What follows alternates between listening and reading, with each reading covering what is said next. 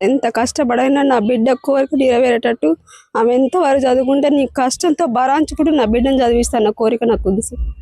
చిన్నప్పటి నుండి కనీసం ఒక టీ క్లాస్ కూడా కడగకుండా ఆమెకు చదువు మీద నువ్వు ఏ జ్ఞాపకమైనా ఏ తెలివైనా చదువు మీద ఉపయోగించాలి. కానీ నువ్వు ఇంట్లో పని అంటూ నా కోసం నువ్వేం సాయం చేయొద్దు, నా పని నువ్వేం చూసుకోవద్దు, నీకు ఒక చదువు ఉంటే చాలు, నీతో నా వల్ల నేను విలువ కోల్పోయినా నీ వల్ల నేను తెచ్చుకోవాలి లోకం మీద, జనాలతో నీ వల్ల నేను నీ విలువ తెచ్చుకోవాలి, నీతో నాకు గౌరవాన్ని సంపాదించుకోవాలి, నీ కష్టపడి చదివించిన సార్. అవును.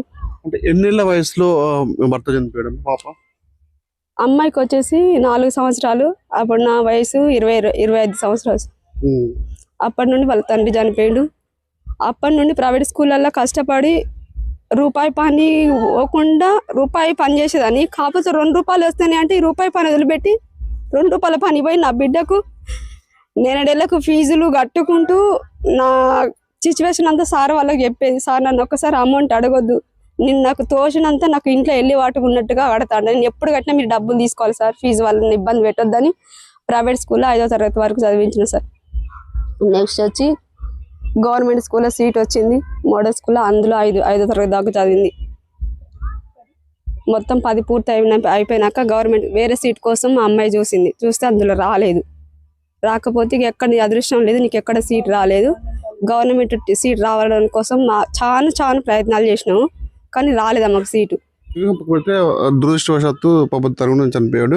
అప్పటి నుంచి కష్టాలు ఇంకా ఎక్కువైపోయినాయి.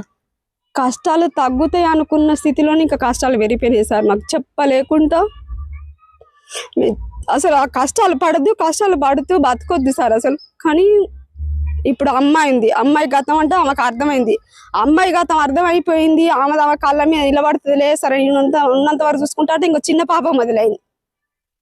ఇక ఇట్లా రోజుకు గతాన్ని వెతుక్కుంటూ రోజులను గడుపుకుంటూ బతుకుతున్నాం. ఆమె కష్టపడి డాక్టర్ అయ్యి ఆమె గోల్ తీర్చుకునేంత వరకు నేను డబ్బు పెట్టడానికి సిద్ధంగా ఉన్నా సార్. ప్రైవేట్ స్కూళ్ళల్లో కానీ గవర్నమెంట్ నుండి ఆమె అదృష్టం ఎట్లా ముందుకు కొనసాగుతా అదే విధంగా నేను కొనసాగుదామని చూస్తాను.